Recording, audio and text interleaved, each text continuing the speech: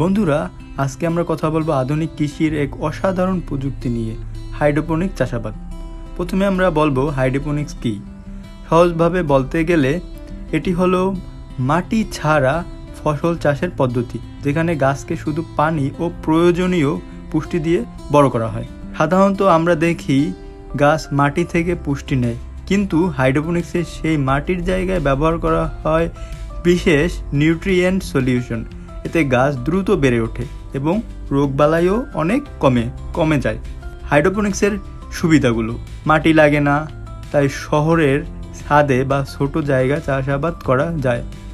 পানির ব্যবহার ৮০ থেকে ৯০% পর্যন্ত কমানো যায়। ফসল দ্রুত বৃদ্ধি পায়, সারা বছর সবজি ও ফল উৎপাদন সম্ভব। কীটনাশক ও রাসায়নিকের প্রয়োজনও কম, ফলন হয় অনেক অর্গানিকের মতো। অর্থাৎ যেহেতু মাটির প্রয়োজন হয় না, তাই অনেক মাটিবাহিত যে রোগ জীবাণু বা কীটপতঙ্গ আছে সেগুলো কম আক্রমণ করে। এখন আমরা জানব কোন কোন ফসল এই হাইড্রোপনিক্সের মাধ্যমে চাষাবাদ করা যায়। লেটুস, টমেটো, শসা, ক্যাপসিকাম, পালং শাক, এমনকি স্ট্রবেরি বা বিদেশি ফলও সহজেই উৎপাদন করা যায়। বিশ্বজুড়ে এই প্রযুক্তির জনপ্রিয় হয়ে উঠেছে, বিশেষ করে মধ্যপ্রাচ্য ও উন্নত দেশগুলো, যেখানে চাষের জমি কম, তারা হাইড্রোপনিক্স ব্যবহার করছে বড় আকারে।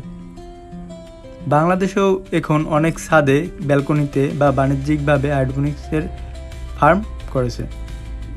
শেষ কথা, মাটি ছাড়া যে কৃষি করা যায়, হাইড্রোপনিক্স তার প্রমাণ। ভবিষ্যৎ টেকসই কৃষিতে বড় ভূমিকা পালন করবে।